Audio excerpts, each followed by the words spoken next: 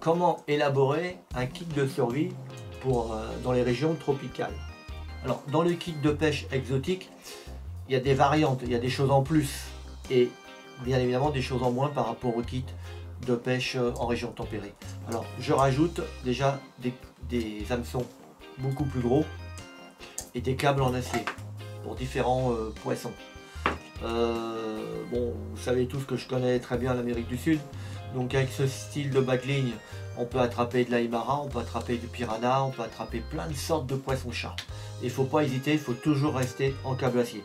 Quand vous voyez la denture d'un piranha, j'ai un exemplaire que j'ai naturalisé ici, vous voyez que l'hameçon, il n'y a pas de souci, ça rentre. Et quand on sait que la mâchoire inférieure du piranha se met carrément à l'angle à 90 degrés, vous imaginez qu'il peut prendre une très grosse bouchée. Voilà. Donc ce genre d'hameçon, vous pouvez voir, ça fait pas peur à un piranha. Après, vous avez aussi des poissons comme l'aimara, qui serait très gros. Là, on monte en taille, parce qu'il faut mettre un appât beaucoup plus gros, pour justement sélectionner sa prise. En pêche exo, on peut être aussi amené à être en bord de mer. Alors si vous êtes sur un bateau ou sur une roche légèrement avancée sur la mer, vous utilisez ceci. Ça, on appelle ça un jig. Donc ça se lance et ça se ramène. Ou alors avec vous taillez une branche vraiment très solide, vous accrochez votre ligne dessus et puis dans les rochers, vous dandinez comme ça. Voilà. Ça marche très bien aussi en rivière. Voilà. Et on a aussi des leurres souples, un petit peu plus gros aussi. Voilà. Donc là, ça laisse aucune chance aux poissons. Il y a ça. On a ça aussi, avec un anti-herbe. Ça évite que ça s'accroche dans les branches. On a des leurres un petit peu plus petits.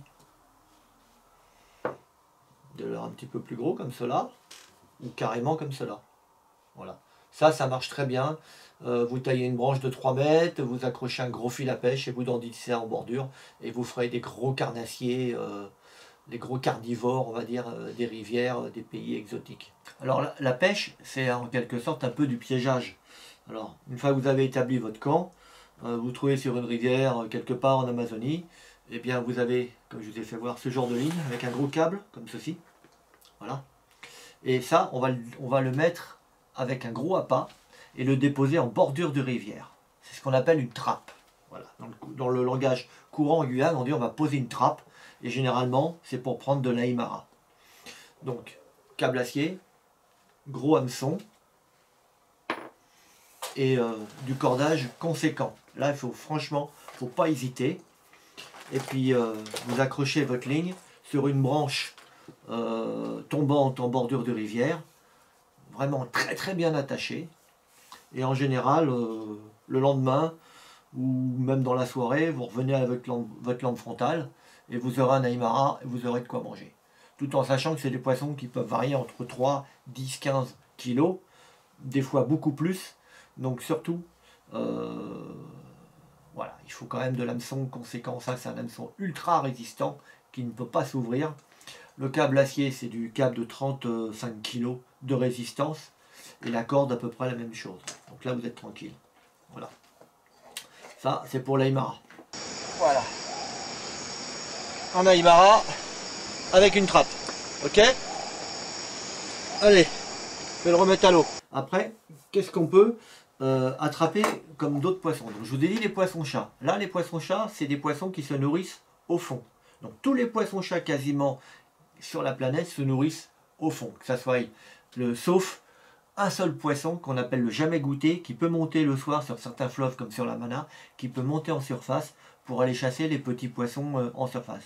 Sinon, toutes les autres espèces de poissons-chats vivent essentiellement sur le fond. Donc là, il faudra mettre un gros plomb, lancer votre ligne au fond avec un appât et attendre. Donc toujours hein, le système de la petite clochette. Voilà. Et quand vous aurez un poisson-chat qui viendra mordre sur votre appât, et ben vous serez en mesure de le sortir. La pêche en France est soumise à une certaine réglementation et il faut s'acquitter d'un permis de pêche. Sinon vous êtes hors la loi. Donc si vous faites du bushcraft, de la survie, de la rando et vous avez une canne dans votre sac à dos, pensez à avoir le permis de pêche. C'est important, sinon vous allez, s'il y a un garde qui passe, et c'est légitime, vous vous ferez verbaliser. Donc pensez à avoir votre permis de pêche. Je le répète, c'est important. Voilà, pour rester dans la légalité surtout. Eh bien écoutez, en général, hein, juste une petite parenthèse encore, dans les pays exotiques, permis de pêche, à moins d'être dans une... si vous êtes sur un parc national, etc., c'est pareil, renseignez-vous bien, la pêche peut être interdite, comme la chasse, donc faites surtout bien attention, parce que dans certains pays, ils ne rigolent pas du tout sur la législation. Eh bien écoutez, j'ai préféré vous mettre en garde là-dessus, c'est quand même la moindre des choses. Je vous ai fait un petit aperçu de mon kit de survie pour la pêche. Si vous avez des questions à me poser, surtout n'hésitez pas, je me ferai un plaisir de vous répondre dans les plus brefs délais, bien évidemment.